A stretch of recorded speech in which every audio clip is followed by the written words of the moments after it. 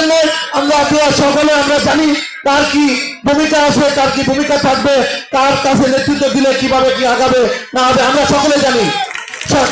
তার চেয়ে বড় কথা, আপনাদের রামপুরা থানা যুবদলের যে দুজনের হাতে নেতৃত্ব আছে, এর মধ্যে কামাল আহমেদ দুলু, যার কথা আমার বলতে হয়,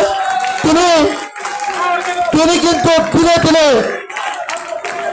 সংগ্রামের মাধ্যমে জীবনের রিস্কে আন্দোলন সংগ্রাম করে ঢাকা মহানগর দক্ষিণ থেকে উত্তর, উত্তর থেকে দক্ষিণ প্রতিটা জায়গায় তার আন্দোলন সংগ্রামের গুরুত্বপূর্ণ ভূমিকা রেখে আজকে সারা বাংলাদেশের যুবদলের মধ্যে শ্রেষ্ঠ রামপুরা থানা যুবদল শ্রেষ্ঠ করেছেন।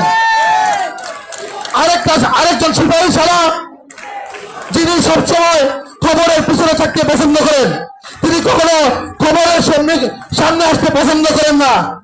তিনি হচ্ছেন আন্দোলন সংগ্রামের মেকার, যাকে আমরা আন্দোলন সংগ্রামের মেকার বলি।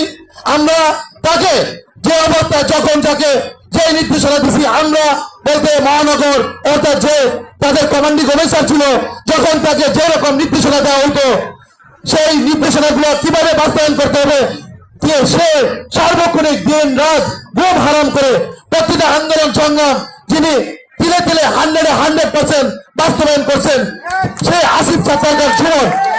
তিনি কখনোই খবরের সামনে থাকে না, তিনি থাকেন সংগ্রামের পিছনে। সংগ্রামী নেতৃবৃন্দ, এটা কর্মী সভা, এখানে সাংগঠনিক বক্তব্য দিতে হয়।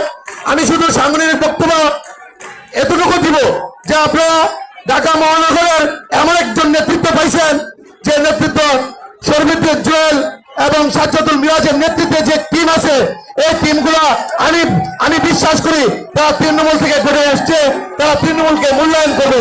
আপনাদের চিন্তা করার কোনো কারণ নাই। আপনারা দলের জন্য কাজ করেন, দলের নেতৃত্ব মানেন, সুশৃঙ্খল থাকেন। আপনারা অবশ্যই যারা ভালো কাজ করবেন, যারা দায়িত্বশীল ভূমিকা পালন করবেন, তারা ভবিষ্যতে নেতৃত্বে আসবেন, এটা আমি আপনাদেরকে এনশিওর করতে পারি।